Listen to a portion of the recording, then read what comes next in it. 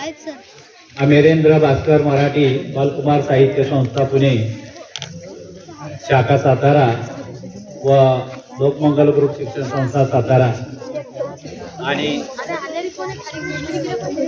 Lokmangal high school मोळाचौडा गेंडामा Shahupuri Satara. Hello hello Marathi बालकुमार साहित्य संमेलन 2025 या कार्यक्रमासाठी उपस्थित असणारे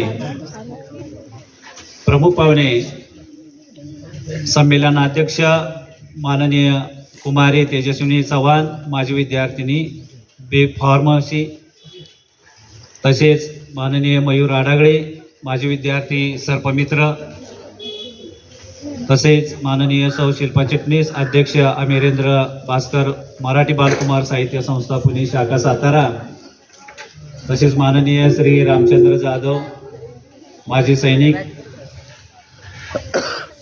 तसेच सौ नंदा पवार, कार्यवाहक अखिल भारतीय मराठी बालकुमार साहित्य संस्था पुणे शाखा सातारा, माननीय दत्तात्रय सावंत, मुख्याध्यापक लोकमंगल हायस्कूल गेंडामाळ शाहूपुरी सातारा, या कार्यक्रमालाही उपस्थित राहिल्याबद्दल आपल्या विद्यालयाच्या वतीने प्रथमतः मी त्यांचे स्वागत करतो। या कार्यक्रमाचे प्रमुख पाहुण्यांना विनंती करतो की दीप प्रज्वलन व सरस्वती पूजन करून घ्याव्यास मी त्यांना विनंती करतो।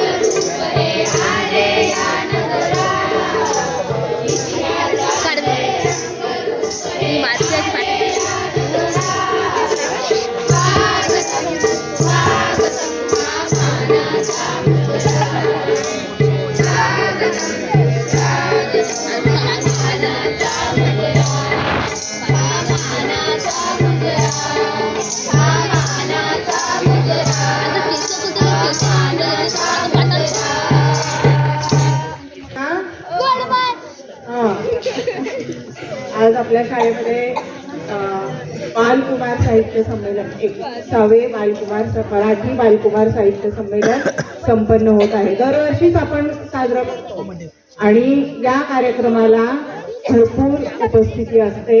आपण शाळेमध्ये नवीन नवीन पाहुणे बोलवतो आणि हे पाहुणे जे असतात ते आपल्या शाळेचेच माजी विद्यार्थी असतात. ते त्यांना बघून तुम्हाला लक्षात आलं असेल, हो की नाही?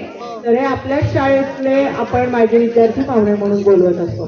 तर या कार्यक्रमाला प्रथम उपस्थित असणाऱ्या सर्वांचे विद्यार्थी, इथं जमलेले पालक, या विद्यालयाचे सर्व शिक्षक आणि आपण सर्वजण इतर या सगळ्यांचे मी प्रथम स्वागत करते. या विद्यालयाचे मुख्याध्यापक आपले सावंत सर, पवार सर, त्याचप्रमाणे कदम मॅडम या आपल्या बालकुमार साहित्य संस्थेच्या कार्यवाह आहेत. तसेच आपले रामचंद्र जाधव सर आपण बोलवले पाहुणे म्हणून. त्याचप्रमाणे या कार्यक्रमाला प्रमुख अध्यक्ष असणारी तेजस्विनी चव्हाण आणि प्रमुख पाहुणे मयूर आडागळे या विद्यार्थ्यांचंही मी स्वागत करते. आणि तुम्ही सर्वजण, तर तुम्ही त्यावेळेला तुम्हाला वाटतं हे आपलं काय गॅदरिंग आहे, हो की नाही? तर आपण हे गॅदरिंग तुम्हाला का वाटतं? तर ह्याच्यात डान्स असतो, गाणी असतात आणि काय काय सादर करतात मुलं. तर मुख्य हेतू या कार्यक्रमाचा काय आहे, या संमेलनाचा काय आहे हे समजून घ्या. बालकुमार साहित्य संमेलनाचा अर्थ समजून घ्या की बाल म्हणजे छोटी मुलं, कुमार म्हणजे थोडी मोठी आपल्या या माध्यमिकची मुलं.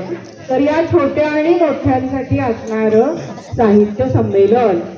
साहित्य संमेलन, आता साहित्य म्हणजे काय हेही तुम्हाला आता माहिती आहे की इतर जे लेखन असतं सगळं त्याला आपण साहित्य असं म्हणतो. मोठमोठ्या साहित्यिकांचं लेखन असेल, कविता असतील, वेगवेगळ्या सगळ्या प्रकारचं लेखन.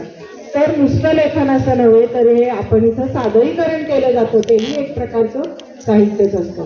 तर हे जे संमेलन आहे, संमेलन म्हणजे आपण एकत्र येणं, सगळ्यांचं एकत्र येऊन आपण साजरं करणं. काय साजरं करायचंय?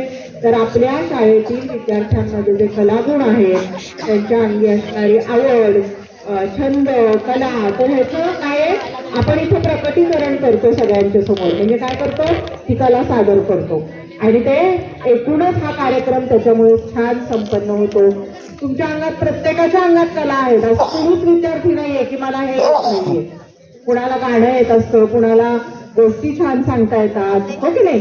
कुणाला कविता छान म्हणता येतात, कुणाला नकला करता येतात छान. बघा, नकला तर खूप मुलं करतात, एकमेकांच्या नकला करता येतात. त्यानंतर कुणाला चित्र छान काढता येतात, कुणाला नाटक छान करता येतं. तुम्हाला माहितीये का, हे जे पाहुणे आपण बोलवलेले आहेत तेजस्विनी आणि मयूर, हे अतिशय छान काम करतात नाटकामध्ये. जेव्हा आपण प्रत्येक वर्षी शाळेत मुलांचं नाटक बसवायचो आणि पुण्याला सादर करायचो, त्यावेळेला हे दोघे जण त्यामध्ये प्रमुख भूमिका असायची या दोघांची. खूप छान काम करायचे. मग हे कसं लक्षात आलं आमच्या? वर्गामध्ये काहीतरी नकला करणार, वर्गामध्ये काहीतरी किंवा एखादं वाचन करताना आवाज छान आहे हे जाणवतं त्यांचा, कविता म्हणताना कविता छान म्हणते हे जाणवतं, आणि सगळ्यात महत्वाचं म्हणजे धीटपणा जाणवतो. आणि मग शिक्षकांच्या लक्षात येतं की अरेच्या नाटकात छान काम करू शकतील, हे वक्तृत्व स्पर्धेत छान भाग घेऊ शकतील, संगीत स्पर्धेमध्ये गायनाच्या स्पर्धेमध्ये छान गाणं सादर करू शकतील. आणि मग शिक्षकांच्या हे लक्षात आल्यानंतर शिक्षक काय करतात? त्यांना नाटकामध्ये भाग घ्यायला देतात, गाण्याच्या स्पर्धेत भाग घ्यायला सांगतात, नाटकामध्ये, गाण्याच्या स्पर्धेत, वक्तृत्व स्पर्धेमध्ये आणि इतर आणखीन काही स्पर्धा असतील, क्रीडा सुद्धा. तर या सगळे कलागुण तुमचे हेरून तुम्हाला संधी दिली जाते. आणि आता त्याचा त्यांना खूप छान उपयोग होतो शाळा सोडल्यानंतर, 10वी नंतर सुद्धा. तर हे तुम्हाला काय सांगते, तर तुम्ही आता जोपर्यंत शाळेमध्ये आहात तोपर्यंत तुमचा हा कलागुणांचा विकास अशा प्रकारच्या या साहित्य संमेलनामधून सतत होत असतो. तर या संमेलनाचं हे महत्व आहे की तुमचे कलागुण ओळखून योग्य वयामध्येच तुम्हाला तुमच्या या कलागुणांना चालना दिली जाते, प्रोत्साहन दिलं जातं आणि संपूर्ण पुढच्या आयुष्यामध्ये तुम्हाला ह्याचा उपयोग होतो. आणि आपल्या शाळेतले दिवस आपण कधीच विसरू शकत नाही. इथं जे जे सगळे ज्येष्ठ लोक आहेत, मोठे लोक आहेत, त्या सगळ्यांना आपापल्या शाळेच्या आठवणी आहेत. तसंच तुम्हालाही असणार आहे, त्या विसरू शकत नाही आपण. आणि म्हणून तुम्ही असं काहीतरी छान छान करा. शाळेचे जे दिवस आहेत ते आनंदाने जगा, अभ्यास पण करा, आपण अशा प्रकारच्या कलागुणांची पण जोपासना करा. आपण बघा दरवर्षी बालकुमार दिवाळी अंक असतो, त्याच्यामध्ये कविता येते की नाही छापून? कुणाची येते? कुणाची येते सांगा? आपल्या शाळेतल्या आलियाची कविता दरवर्षी या मासिकामध्ये छापून येते. आता अजून कोणी कविता करतच नाही, येत नाही तर त्यांच्या पण येतील ना. आता हे महाराष्ट्र नाही तर महाराष्ट्र बाहेर हे मासिक जातं, मग तिचं नाव कुठं कुठं गेलं बघा आता आलियाचं. तर तुम्हाला हे पण कळलं पाहिजे की आपणही असं काहीतरी त्या मासिकासाठी करू, काहीतरी लेखन करू. नुसती कविता असं नाही, एखाद्या गोष्टीवर लेखन करा, काहीतरी छोटंसं, फार मोठं लिहिलं पाहिजे असं नाही, एखादा विषय घेऊन छोटंसं लेखन करा आणि ते लेखन सुद्धा आम्ही त्या मासिकामध्ये देऊ व कुठे कुठे तुमचं नाव जाईल बघा. तर हे कळलं पाहिजे तुम्हाला. तर त्या दृष्टीने तुम्ही पण कविता येत असतील तर कविता करायला सुरुवात करा, लेखन करा. अभ्यासातलं सुद्धा काही एखादा विषय असेल तर तो घ्या, त्याच्यावर लिहा, पण तुम्ही लिहा, सादर करा, कविता करा आणि तुमची कला इतरांना समजू दे. जो सांगतच नाही आपल्याला काय आवड आहे, मग इतरांना कळणार कसं? तेही सांगत चला तुम्ही, म्हणजे तुम्हाला अशा संमेलनामधून जास्तीत जास्त प्रोत्साहन मिळेल. नृत्य कला असेल, ही सुद्धा आता आपण बघणार आहे सांस्कृतिक कार्यक्रमात मॅडमने बसवलेले आहेत. आता किती छान छान डान्स बसवलेत आणि काय काय मॅडमनी बसून घेतलेलं आहे. मी काल बघितलं, खूप छान प्रकारे मॅडमनी मुलांकडनं बसून घेतलेलं आहे. पाटील सर, महामूलकर मामा यांनी किती छान त्यांच्याकडनं प्रॅक्टिस करून घेतली आहे या वाद्यांवर. पवार सरांनी करून घेतलेलं आहे. सगळ्याच शिक्षकांनी विद्यार्थ्यांची तयारी करून घेतलेली आहे. तर आज आपण इथं पाहुण्यांच्या समोर सादर करणार आहे. पाहुण्यांना सुद्धा आपल्या त्यावेळेच्या आठवणी येणारच हे सगळं बघून. आता स्वागत गीताला मुली उभ्या होत्या, तशीच तेजस्विनी मला आठवते स्वागत गीताला दरवर्षी असायचीच पुढे. तर अशा प्रकारे तुम्हालाही वाटलं पाहिजे आपणही आपल्या शाळेमध्ये कधीतरी त्या खुर्चीवर बसणारे, स्टेजवर बसणारे, काय बरोबर आहे की नाही सोहम? तर हे लक्षात ठेवायचे की आपल्याला सुद्धा ही संधी मिळणार आहे. त्यासाठी तुम्ही काय केलं पाहिजे? चांगल्या प्रकारे पुढे जाऊन शिक्षणाचा या उपयोग करून बनलं पाहिजे, काहीतरी चांगलं केलं पाहिजे.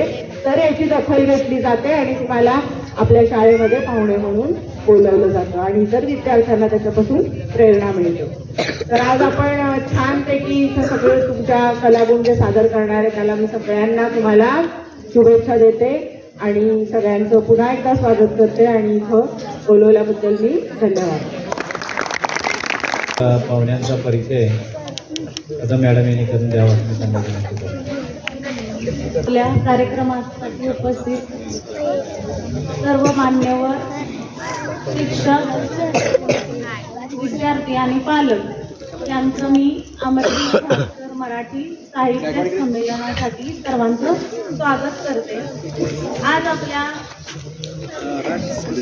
आपल्या शाळेची माजी विद्यार्थिनी कुमारी तेजस्विनी सुरेश चव्हाण आजची संमेलनाध्यक्ष हिचा परिचय करून देण्यासाठी मी आपणासमोर उपस्थित झालेली आहे.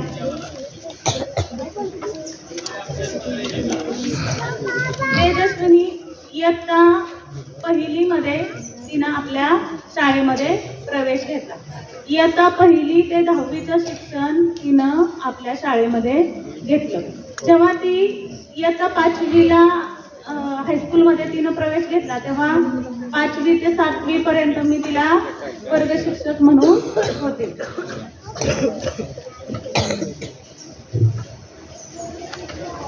यानंतरचे शिक्षण तिनं 10वी झाल्यानंतर 11वी 12वी तिनं यशवंतराव चव्हाण सायन्स कॉलेज येथे केले.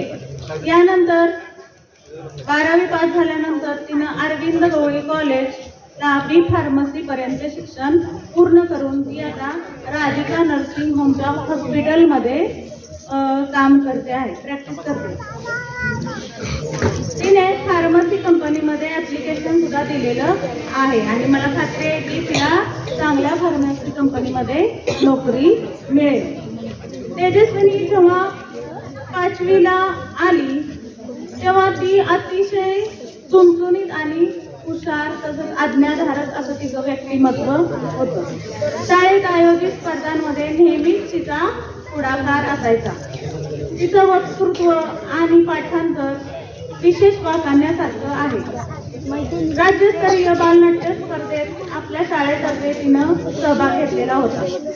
जेवढे तिच्यात इतर कलागुण आहेत तेवढी ती अभ्यासात सुद्धा हुशार आहे. इतर स्पर्धांमध्येही तिनं सहभाग घेतलेला होता.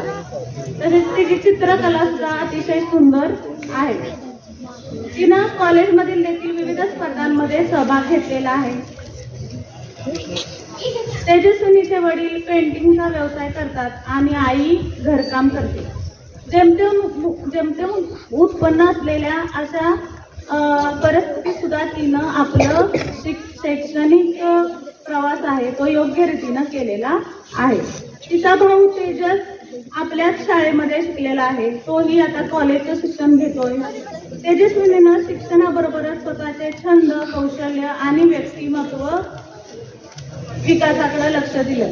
तिच्या चेहऱ्यावरील हास्य देखील खूप तिला शोभून दिसतं आणि अशा तिच्या व्यक्तिमत्वातील पैलू आजच्या आमच्या विद्यार्थ्यांना नक्कीच प्रेरणादायक ठरतील अशी मी आशा व्यक्त करते. आणि तेजस्विनीचं मी विशेष आभार मानते की ती आज कामावर सुट्टी घेऊन आपल्या कार्यक्रमासाठी उपस्थित राहिले. सर्वांनी तिचं टाळ्यांच्या गजरामध्ये स्वागत करायचं. पुढील वाटचालीसाठी मी शुभेच्छा देते आणि माझं शब्द थांबवते.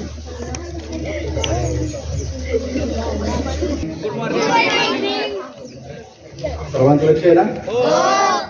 आज आपल्या शाळेमध्ये आज आपण सर्वजण या ठिकाणी अमरेंद्र भास्कर मराठी बालकुमार साहित्य संस्था पुणे शाखा सातारा आणि लोकमंगल ग्रुप शिक्षण संस्था सातारा यांच्या वतीनं आज आपल्या शाळेमध्ये 19वे बालकुमार साहित्य संमेलन या ठिकाणी आपण साजरे करतो. दरवर्षीप्रमाणे आपण आपल्या विद्यालयामध्ये प्रमुख पाहुणे बोलवतो. आज एक प्रमुख पाहुण्यांची ओळख कदम मॅडम यांनी आपल्याला सर्वांना करून दिलेली आहे. दुसरे जे आपल्याला पाहुणे लाभलेले आहेत त्यांचं नाव आहे मयूर आबासो आलाय. आता हा विद्यार्थी आपल्या शाळेमध्ये 2012 साली त्यानं 5वीमध्ये काय केलं, ऍडमिशन घेतलं. तर 2012च्या अगोदर प्राथमिक शिक्षण त्याचं बनगर या ठिकाणी झालं. त्याचं गाव बनगर, तालुका सातारा, जे आज उरमोडी धरणामध्ये काय झालेलं आहे, गेलेलं आहे. परळी फरेली पवार सरांच्या गावाच्या तिकडचं आहे. सरांनी बरोबर माहिती सांगितली. तर सांगण्याचा उद्देश एवढा की गाव विस्थापित झालेलं आहे त्यांचं, आणि जे विस्थापित झालेलं आहे त्यांच्या वेदना त्यांनाच माहीत असतात. काय घडलं, सर्व घरदार सोडून यायला लागतं. जागा जमीन सगळं सगळं सगळं सोडून यावं लागतं, कुठंतरी विस्थापित व्हायला लागतं आणि मुलांच्या शिक्षणाकरता जिथं जायला लागेल त्या ठिकाणी जात असतात. आज तसंच त्याचं एक कुटुंब आहे, त्याचं आणि तेजस्वीनं दोघे मावस भाऊ बहीण आहे आणि ते आज आपल्याला इथं आपलेच पाहुणे म्हणून आम्हाला खूप तुमचा अभिमान आहे लोकांचा. तर कुटुंब साताऱ्यात विस्थापित होऊन आल्यानंतर त्यांचा व्यवसाय सांगितला आता एकाचा, तसाच दुसऱ्याचा म्हणजे त्यांच्या वडिलांचा, मयूरच्या वडिलांचा लिकेज काढणे इमारतींचं किंवा तुमचं वॉटरप्रूफिंग करणे हा त्यांचा व्यवसाय. त्या आकाशवाणी मुळाचा वडा या ठिकाणी ते राहत होते पूर्वी. राहण्याचं ठिकाण हे आपले आयुष्य ठरवत नाही, आपली गुणवत्ता ठरवत नाही. गुणवत्ता ती त्यांच्या अंगात असते, ती त्यांनी त्यांच्या शिक्षणातून त्यांच्या कार्यातून काय केलेले दाखवून दिलेली. 5वी 2012 आणि त्याची 10वी 2018 साली झालेली. 2018 साली त्यांनी काय केले 10वी पास केली. शाळेत असताना तो सर्वच गोष्टींमध्ये भाग घ्यायचा. मला वाटतं 5वी असताना आल्यानंतर तो रोज साहेबांच्या इथं बाहेर जाऊन पाकड्या बसायचा. मला आठवते अजून. आम्हाला काय वाटायचं, तो रोज जाऊन बसतो त्या ठिकाणी, साहेब त्याला काय करतील ओरडतील. 1-2 वेळा त्याला बोललेलो पण त्या ठिकाणी त्याला वाचण्याची आवड लागली. मला अजून आठवते त्याला बोललेलं आहे.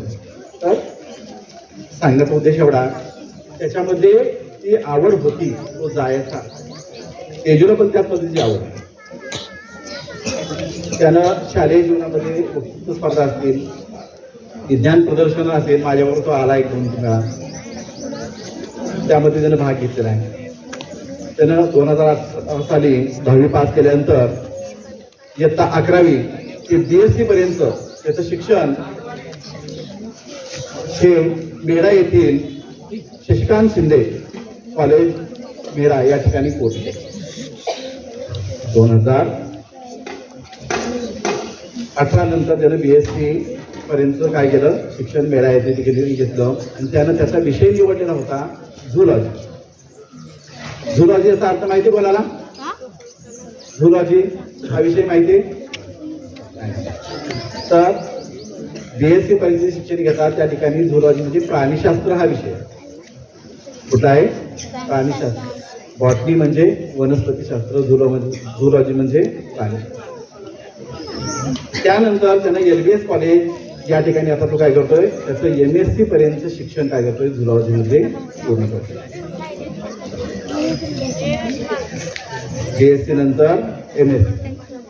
तर प्राणीशास्त्र निवडण्याचा विषय काय असेल हा माझ्या डोक्यात विषय वारंवार येतोय की प्राणीशास्त्र आज आपण ते त्या ठिकाणी विस्थापित झाले, माणसांचं विस्थापन केलं गेलं, त्यांच्या राहण्याची व्यवस्था केली, परंतु ह्या प्राण्यांचं काय, त्यांना कोण आधार देणार आहे, हा माझा माझ्या डोक्यात आला विषय हा.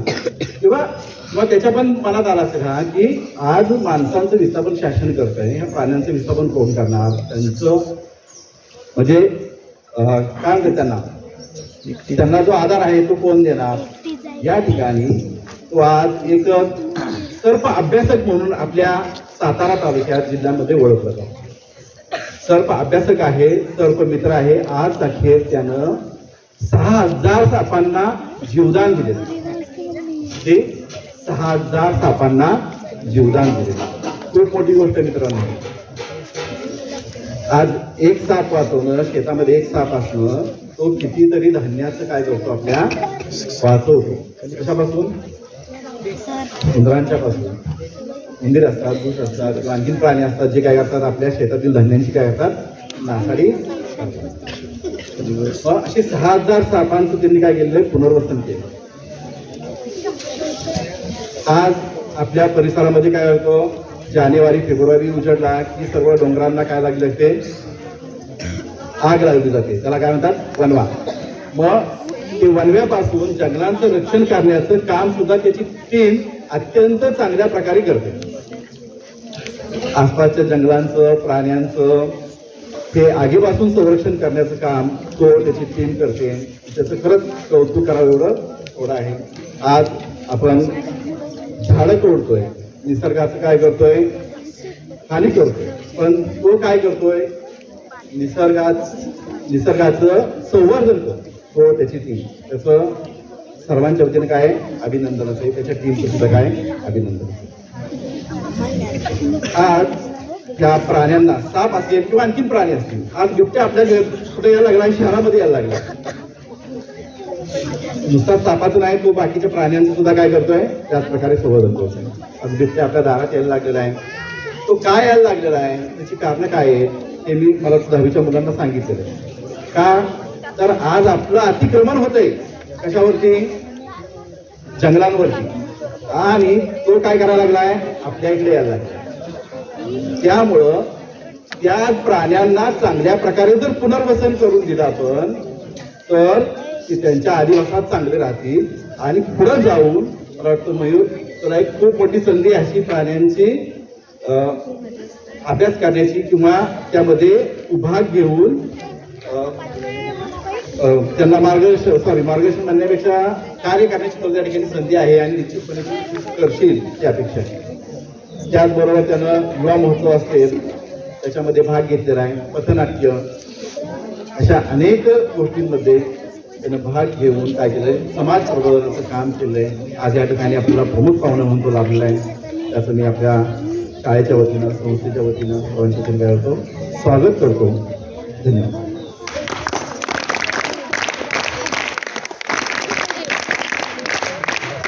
त्यानंतर आजच्या कार्यक्रमामध्ये उपस्थित असणारे श्री रामचंद्र जाधव माजी सैनिक यांनी आपले मनोगत व्यक्त करायचे त्यांना विनंती करतो. ये विनोबा, आवाज आला पाहिजे मोठ्या प्रमाणात. मामाने तिकडं पोचण्याचा कार्यक्रम आयोजित केलेला आहे. ठीक आहे, सगळ्यांना पुन्हा नमस्कार. ओके, चला.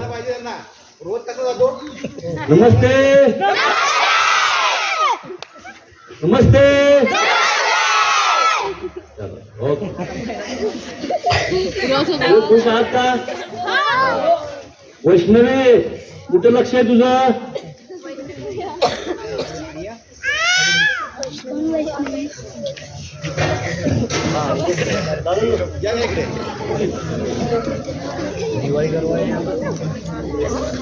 कडवा दे, कडवा.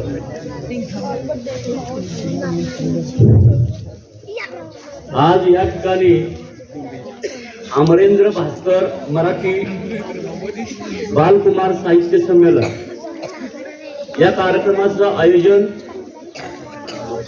दरवर्षीप्रमाणे आपल्या या संकुलामध्ये आयोजित केलेलं आहे. आणि आपण सर्वजण त्याचा आनंद घेणार आहोत. तत्पूर्वी व्यासपीठावरील सर्व अतिथीगण व आज या शाळेमध्ये शिकलेले विद्यार्थी ज्यांना आपल्या शाळेमध्ये या कार्यक्रमाच्या निमित्तानं त्यांना आमंत्रित केले गेलेलं आहे.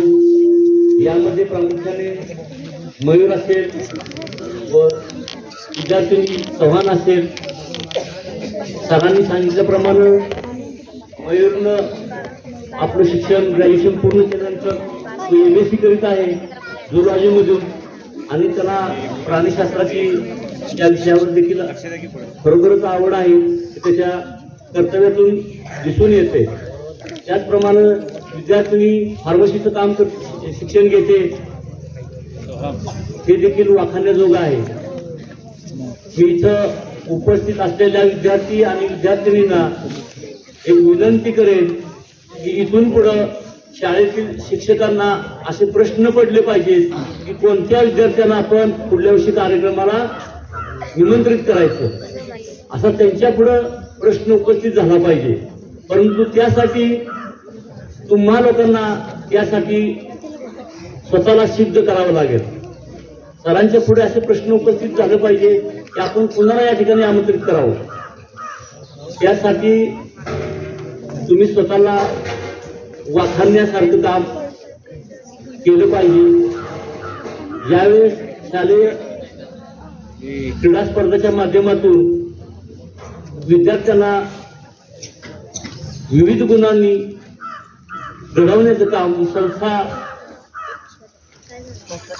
शालेय क्रीडा स्पर्धा असतील, शालेय तुमचं हे मनोरंजनाचा कार्यक्रम असेल, यातून विद्यार्थ्यांना आपल्या कलागुणांना वाव देण्याचं काम या व्यासपीठामधून केलं जातं. बरेच विद्यार्थी शालेय जीवनामध्ये कदाचित प्रगती पथावर नसतात, परंतु बरेच असे विद्यार्थी असतात ज्यांना खेळामध्ये आवड असते, कुणाला कलेमध्ये आवड असते. तर ह्या कार्यक्रमाच्या माध्यमातून खऱ्या पद्धतीने विद्यार्थी जास्त प्रमाणात विविध अंगाने घडवले जातात.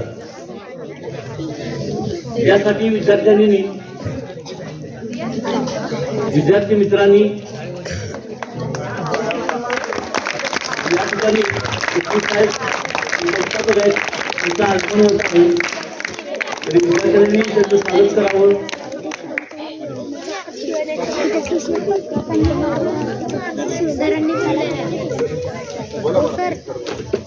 ही संस्थापक श्री चिटणीस साहेब यांनी देखील त्यांच्या आयुष्यामध्ये ज्या गोष्टी काय अनुभवल्या असतील किंवा कठीण परिस्थितीला सामोरं जात असताना त्यांना जे काही प्रसंग आले आणि त्यांच्या कर्तव्यातून किंवा त्यांच्या कामाच्या पद्धतीतून ज्यांनी आज ती संस्था उभी केली, या संस्थेतून विविध प्रकारचे विद्यार्थी घडवले जातात.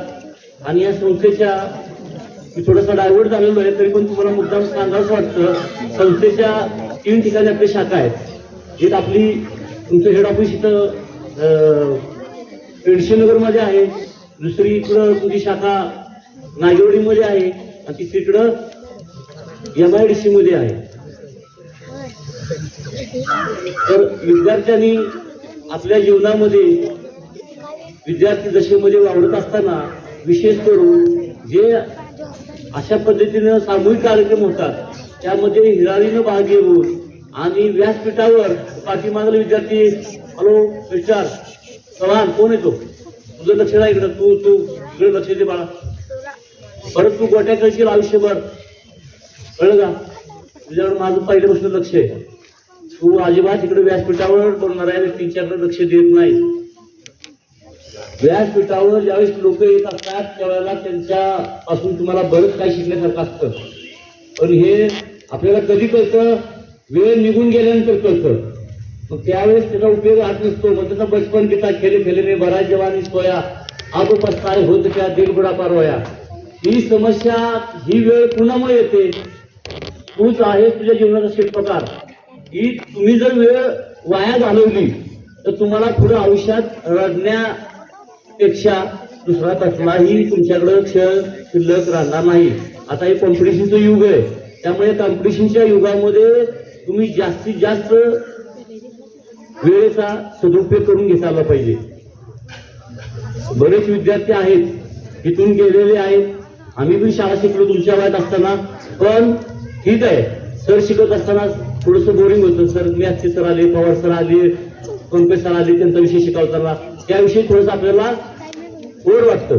पण इतर ज्यावेळेस जे शिकणारे विद्यार्थी असतात त्यांना नाही ओढ वाटत. परंतु असे काही विद्यार्थी त्या विद्यार्थी दशेमध्ये असतात की त्यांना इतर कामामध्ये त्यांच्याकडे कलागुण असतात. त्या कलागुणांना न्याय देण्याकरता असे जे व्यासपीठ तुमच्या शाळेमध्ये किंवा इतर कार्यक्रमाच्या माध्यमातून आयोजित केले असतात, त्यावेळेस तुम्ही तुमच्या कलागुणांना वाढ देण्यासाठी तुमचा कुठेतरी आवड निर्माण तुमची वैयक्तिक तुम्ही करणं अपेक्षित असतं. जर तुम्ही त्यावेळेस त्या गोष्टीचा जर उपयोग किंवा सदुपयोग करून जर घेतला नाही तर पुढच्या भविष्यामध्ये तुमची फार भयंकर परिस्थिती होणार आहे. आज आपला भारत देश, मी तुम्हाला ठराविक मोठ्या मोठ्या गोष्टी सांगण्याचा प्रयत्न का करतो जीव तोडून, की आज भारत देश जगामध्ये सगळ्यात जास्त लोकसंख्येचा देश आपला बनलेला आहे. आणि अशा परिस्थितीमध्ये असताना ॲज ग्रॅज्युएट झालेल्या, अगदी पोस्ट ग्रॅज्युएट झालेल्या लोकांना, इव्हन मेडिकल असेल, इंजिनिअरिंग असेल, इतर फील्डमध्ये झालेल्या शिक्षण घेऊन पूर्ण झालेल्या लोकांना देखील आज नोकरीची परिस्थिती फार बिकट आहे.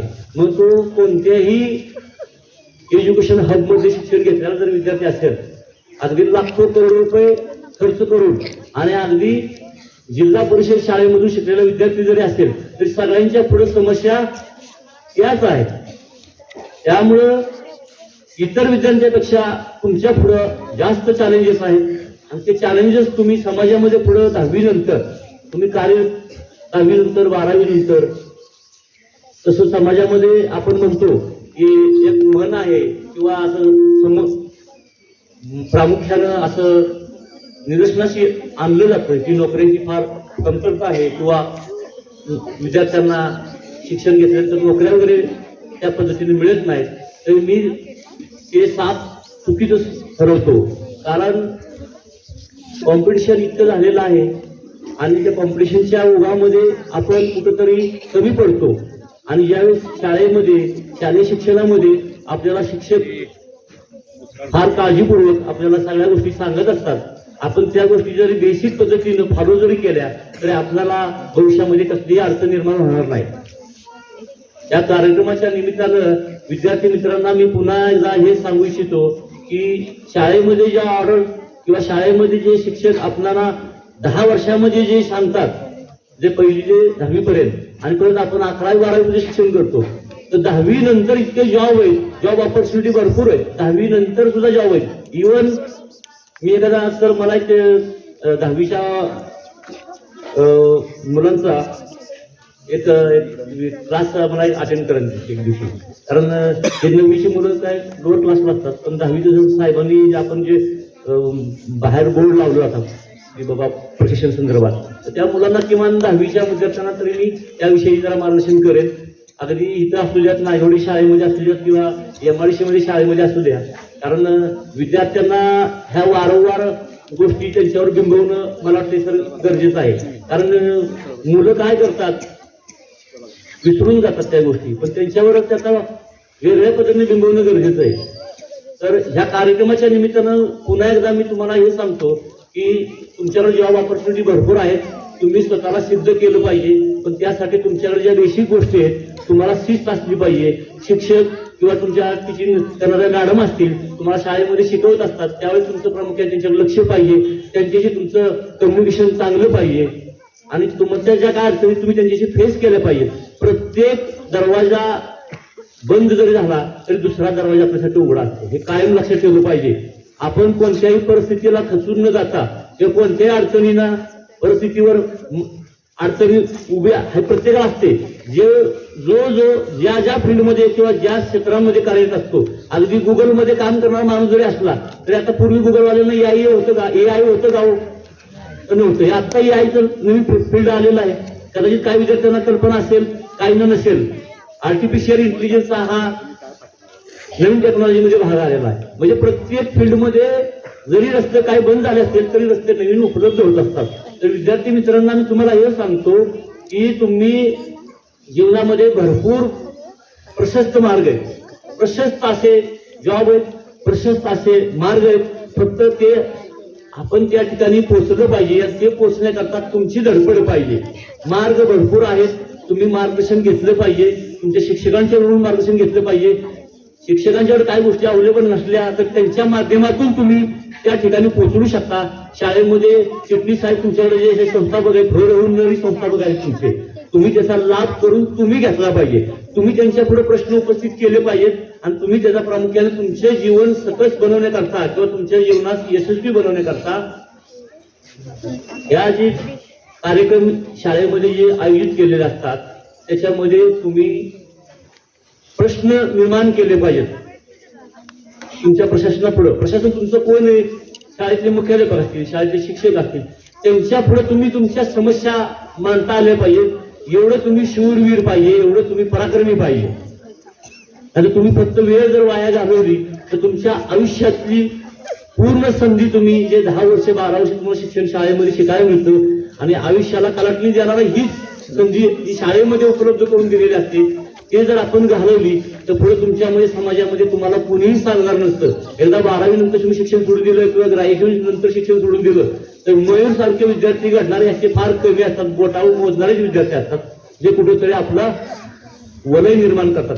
पण ते वलय निर्माण त्यांनी का केला तर तो त्याच्यामध्ये जे काय गुण आहेत सरांनी सांगितलं तर ते गुण त्यानं ते आत्मसात शाळेमध्ये केलं होतं. बाल वयामध्ये असताना जे सरांचे त्याच्यावर इफेक्ट पडला होता, ते सरांच्या त्याच्यावर जे मार्गदर्शन लाभलं होतं त्याचा तो अजून देखील तो उपयोग करतो. तुम्ही त्याच्याशी कधी त्याच्या बोलण्यातून तुम्हाला जाणवेल किंवा तुम्ही त्याचं अवलोकन करा, तुम्हाला ते जाणवेल की तो त्या गोष्टीचं अजून अवलोकन करतोय.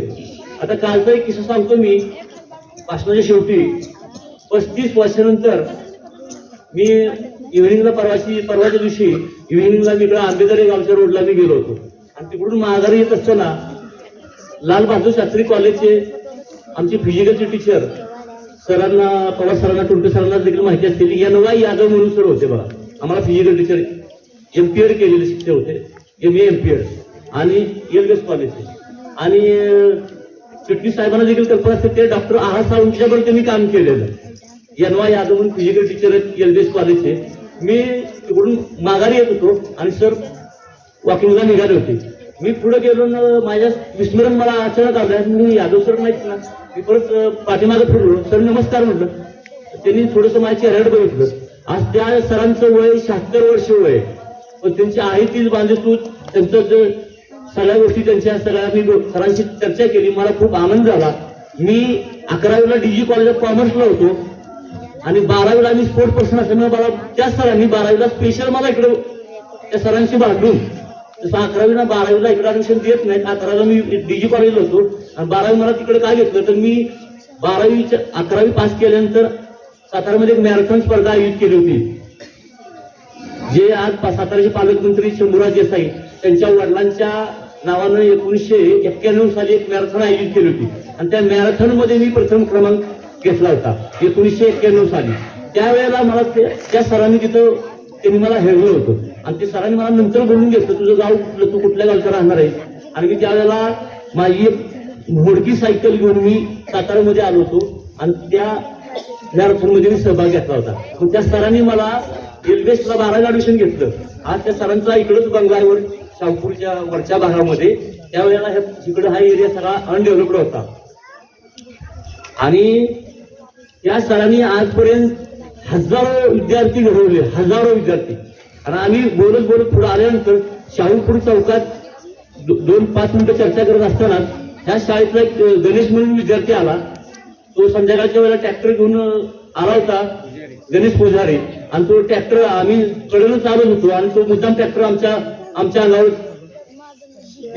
मजाक करत होता आमच्याशी. आणि मी म्हणलं बाबा झाला अंगावर आमच्या, आम्ही समोर येतो तुझ्या. तेवढ्यात त्यानं हार्न वाजवला. अहो सर म्हणलं मी हे गणेश बोलतो. अरे बाबा म्हणलं का गणेश? अहो म्हणलं सर दोघं बी सर आज बरोबर समोर गावलाय. आता मी त्याचा खरं शिक्षक नाहीये, तर NY यादव जे सर त्याचे शिक्षक होते. त्यानं गाडी बाजूला लावली, ट्रॅक्टर त्याचा वरतो बाजूला लावला, आला सरांच्या पाया पडला. त्या सरांच्या डोळ्यातून अक्षरशः मी बघितले अश्रू वाहत होते त्या सरांचे. यात तू गणेश काय करतोय? तर सांगण्याचा उद्देश तिथून पुढे आल्यानंतर 2 विद्यार्थी भेटले चौकामध्ये. त्याच्यामधला एक विद्यार्थी पोलीसमध्ये होता आणि एक विद्यार्थी इंडियन आर्मीमध्ये जॉईन होता. एक 5-10 मिनिटं आमची चर्चा झाली. त्यावेळेला त्या सरांनी सांगितले असे कितीतरी विद्यार्थी मला भेटतात. आज ते सरांचं वय 76 आहे. ते सर मला त्यांनी इन्व्हाइट केलं. म्हणजे सर रायगडच्या शेजारी एक लिंग किल्ला आहे, लिंगाणा काय रायगड शेजारी आसपास कुठं लिंगाणा आहे, तर त्या ठिकाणी सर ते हिल ट्रॅकिंगला जाणार आहे. वय वर्ष 76 असताना आता मला त्यांच्याकडून काय शिकता आलं? मी 50 वर्षामध्ये असताना मी हे शिकलो किंवा मला हे मी आल्यानंतर आत्मविश्लेषण केलं की या सरांचं 76 वर्ष वय, 76 वर्ष वय माणूस जगू शकत नाही. 50-60 झाले की राम राम जय हिंद जय भारत करतात लोक. मग त्या 76 वर्ष वयाचं मग त्या सरांनी किती आनंद मिळवला. त्यांना रिटायरमेंट होऊन 60 वर्षानंतर पण अजून 16 वर्ष ते अजून ओके मध्ये एकदम फिजिकल एकदम फिटनेस स्ट्रॉंग बॉडी. माझं सांगण्याचं तात्पर्य हे होतं, मी हा विषय तुमच्यावर मुद्दा इकडे डायव्हर्ट का झालो तर सर्व विद्यार्थिनींनी रोज नियमितपणे 1 ते पाऊण तास ते 1 तास नियमितपणे तुम्ही फिजिकल ट्रेनिंग तुम्ही घेतलंच पाहिजे, कारण काळाची गरज आहे ते. आणि विद्यार्थी ह्या अवस्थेमध्ये जर तुम्ही मनात जर ठरवलं तर ते तुमच्या आयुष्याला जातं. आणि हे तुम्ही आज सर्वांनी या कार्यक्रमामध्ये या विद्यार्थी आणि विद्यार्थ्यांनी प्रेरणा घ्यायची की आजपासून किंवा उद्यापासून प्रत्येक विद्यार्थी आणि विद्यार्थिनींनी रोज आपल्या शरीरासाठी 1 तास नियमितपणे व्यायाम हा केला पाहिजे. मग तुम्ही तो चालण्याचा करा, ज्या तुम्हाला ऍक्टिव्हिटीमध्ये इतर कोणत्या आवड असेल त्या आवडीमध्ये तुम्ही इंटरेस्ट घ्या. शाळेमध्ये शालेय क्रीडा स्पर्धा असतात, एखादा इव्हेंट जोपासा आणि तुमचं जीवन सुकर करा. या कार्यक्रमाच्या निमित्तानं मी आपण विद्यार्थिनींना आणि विद्यार्थिनींना तुम्हाला हे सांगू इच्छितो की शालेय जीवनामध्ये जे संस्कार होतात ते आयुष्यामध्ये परत कुठेही मिळत नाहीत. हे तुम्ही ठामपणे आज ह्या 2 गोष्टी घेऊन जावा की शालेय जीवनामध्ये तुम्हाला 2 गोष्टी शिक्षक प्रामुख्याने सांगत असतात. फिजिकल टीचरचे शिक्षक जे असतात ते फिजिकलशी तुम्हाला गाईडलाईन देत असतात, त्यामध्ये तुम्ही प्रावीण्य मिळवा. अन्यथा जो विद्यार्थी शालेय अभ्यासक्रमामध्ये हुशार असतील त्यांनी तुमच्या अभ्यासक्रमामध्ये पुढे जाण्याचा प्रयत्न करा. हे 2 फील्ड तुम्हाला प्रामुख्याने दिले असतात आणि हे 2 फील्ड आपण जर अगदी तुम्ही पर्सेंटेजमध्ये जरी नाही आला पण तुम्ही छोट्या पद्धतीने जर तुम्ही ते फॉलोअप करत जर गेला तर तुम्ही येणाऱ्या काही काळामध्ये तुम्ही तुमचे जीवन सुंदर असं जीवन तुम्ही स्वतःला सिद्ध करू शकता आणि तुमचं भावी आयुष्य तुम्ही चांगल्या पद्धतीनं उदरनिर्वाह करून तुमच्या सर्व कुटुंबियासमेत तुम्ही आनंदी राहू शकता याची मी तुम्हाला खात्री देतो. आणि या ठिकाणी शेवटी मी समोर पालक देखील आहेत, मी पालकांना देखील विनंती करेन जे काय पालक उपस्थित आहेत त्यांनी देखील शाळेच्या व्यतिरिक्त आपल्या मुलांच्यावर गांभीर्याने त्यांच्यावर ते संस्कार द्यायचे. शिक्षक सांगत असतात परंतु आई वडिलांनी देखील आपल्या घरी विद्यार्थ्यांना आल्यानंतर त्याच पद्धतीचं किंवा त्याच पद्धतीचं मार्गदर्शन देण्याचा प्रयत्न करून विद्यार्थी हे खरे देशाचे प्रॉपर्टी असते. तर त्यामुळं आपण विद्यार्थ्यांनी आणि विद्यार्थ्यांनी ही गोष्ट आज या कार्यक्रमाच्या निमित्तानं आज आपण घरी घेऊन जायचंय. 2 गोष्टी तुम्ही फॉलो करायच्या. एक शरीर तुम्हाला व्यवस्थित ठेवता आलं पाहिजे, तुम्हाला कोणताही आजार नाही झाला पाहिजे आणि आजार न होण्याकरता तुमचं फिजिकल तुम्ही स्वतःला सिद्ध ठेवलं पाहिजे आणि त्याचबरोबर एज्युकेशन. या 2 गोष्टी जर तुम्ही प्रामुख्यानं कंटिन्यू करत गेला पुढं तर संस्था आपल्याला बरेच काय देत असते. आणि या संस्थेतून तुमच्या पुढं जे विद्यार्थी आहेत त्यांच्यापेक्षाही तुम्ही चांगल्या पद्धतीनं कसं निर्माण घडलं पाहिजे, त्यासाठी आपल्याला काय करता आलं पाहिजे या गोष्टीवर तुम्ही पुनगाठ बांधली पाहिजे. आज या संस्थेतून इतर संस्थेतून देखील चांगले विद्यार्थी फार मोठ्या पदावर विद्यार्थी गेलेले आहेत. आज आपण जे शिक्षक असतील त्यांना तरी दुगुज करा की तुमचं तरी तुमच्या शाळेतलं गॅदरिंग किंवा तुमच्या शाळेतलं गेट टुगेदर होतं का. तर त्यावेळेला फार असे विविध प्रसंग येतात. आमचे गेट टुगेदर झालं तर 2 वर्षापूर्वी आमच्यावरचा एक विद्यार्थी एक बिल्डर आहे, आज तो नगरसेवक आहे मुंबईमध्ये. असे बरेच तुम्हाला बाबा महाराज आहेत आपले शिवेंद्रसिंह राजे भोसले हे आमच्या कॉलेजचे मित्र आहेत. आम्ही फक्त त्यांचे डिव्हिजन वेगळी होती, आमची डिव्हिजन वेगळी होती. तरी विद्यार्थ्यांना मी हेच सांगू इच्छितो ह्या कार्यक्रमाच्या निमित्त कार्यक्रम येत असतात जात असतात, परंतु तुम्ही कार्यक्रमाच्या निमित्तानं 2 गोष्टी किंवा 3 गोष्टी किंवा एक तरी गोष्ट आपण या ठिकाणाहून प्रामाणिकपणे अवगत करावी ही मी आपणास विनंती करतो आणि मी या ठिकाणी रजा घेतो. धन्यवाद.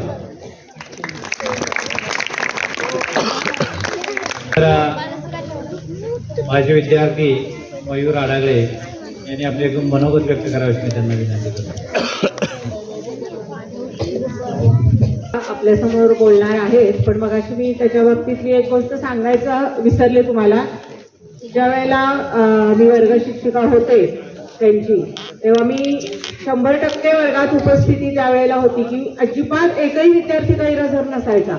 आणि प्रत्येक म्हणजे गैरहजर विद्यार्थी असला की दुसऱ्या दिवशी चिठ्ठी आणल्याशिवाय पालकांची वर्गात बसायचं नाही असा एक नियम चालू केला होता. आणि खरोखरच मुलं एकही विद्यार्थी गैरहजर नसायचा. तर आमच्या वर्गामध्ये मानतेश नावाचा मुलगा होता, तर तो सगळे मुलं यायची आणि तो गैरहजर राहायचा. म्हणजे सगळ्या मुलांना विचारायचं मी की काय करतोय तो, कुठं जातो, मग कुणी काय सांगायचं इकडे भटकतो, कुणी सांगायचं हे करतो ते करतो. मुलं करतात ना खोड्या, इकडे कुठं आंबे पाड, हे कर ते कर. तर मग मी म्हणलं आज काही झालं तरी त्याच्या घरी जायचं आणि तो काय येत नाहीये, 2 दिवस झाले येत नाहीये, आपण पाहायचं.